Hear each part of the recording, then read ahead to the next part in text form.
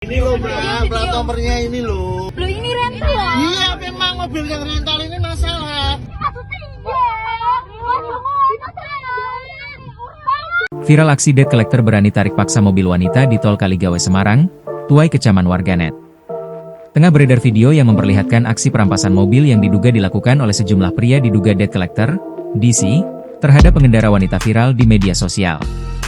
Berdasarkan keterangan, peristiwa menegangkan itu terjadi di ruas Jalan Tol Kaligawe, wilayah Semarang, pada Selasa, 24 Februari 2026, siang. Video tersebut viral usai salah satunya diunggah oleh akun Instagram polisi _Manang_Soebeti_official.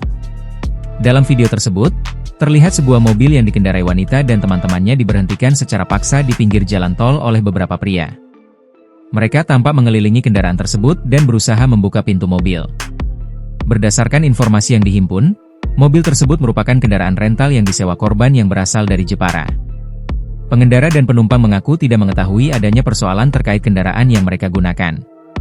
Namun, para pria yang diduga sebagai debt collector tetap bersikeras melakukan perampasan dengan alasan adanya masalah pada unit kendaraan tersebut.